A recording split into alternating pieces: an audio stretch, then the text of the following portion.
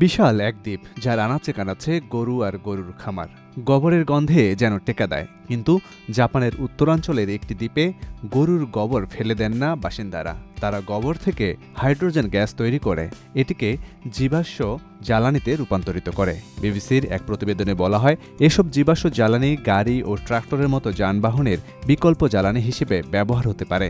সেরকমই চিন্তাভাবনা করছে জাপানের সরকার।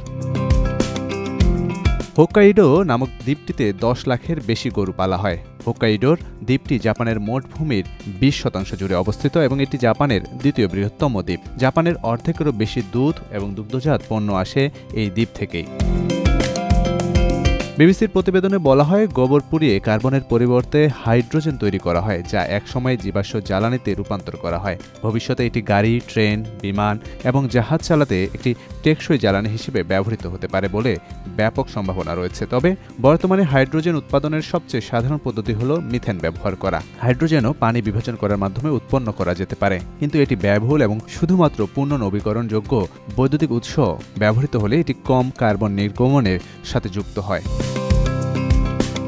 শিকাগো হাইড্রোজেন ফার্মে প্রতি বছর প্রায় 20 মিলিয়ন টন গরুর গোবর উৎপন্ন হয়। যদি সঠিকভাবে প্রক্রিয়া না করা হয় তবে এটি একটি পরিবেশগত বোঝা হয়ে উঠতে পারে, যেখান থেকে প্রচুর পরিমাণে মিথেন নির্গত করে, এবং যদি স্ট্রিম বা নদীতে প্রবাহিত হতে হয় তবে পানি দূষণ হবে ব্যাপকভাবে। তাহলে কি এটি টেকসই শক্তির উৎস হিসেবে ব্যবহার করা যেতে পারে? বিশেষজ্ঞরা বলছেন, গবাদি পশুর গোবর থেকে হাইড্রোজেন উৎপাদনের এই প্রকল্পটি জাপান সরকারের কাছে তোলা হয়েছে।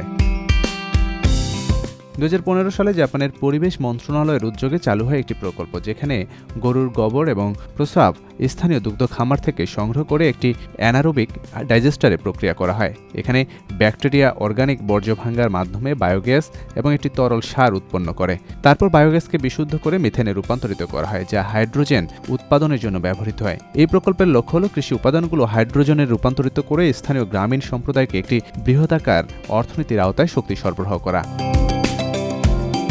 বিবিসির প্রতিবেদনে বলা হয়, বিশেষভাবে কৃষি যানবাহন যেমন ট্রাক্টর এবং ফর্কলিফট ট্রাকের জন্য একটি প্ল্যান্ট ডিজাইন করা হয়েছে, যেখানে হাইড্রোজেন উৎপাদন ক্ষমতা 70 ঘনমিটার এবং সঙ্গে রয়েছে ফুয়েলিং স্টেশন, যা প্রতিদিন 28টি হাইড্রোজেন ফুয়েল সেলযুক্ত যানবাহন পূর্ণ করতে সক্ষম।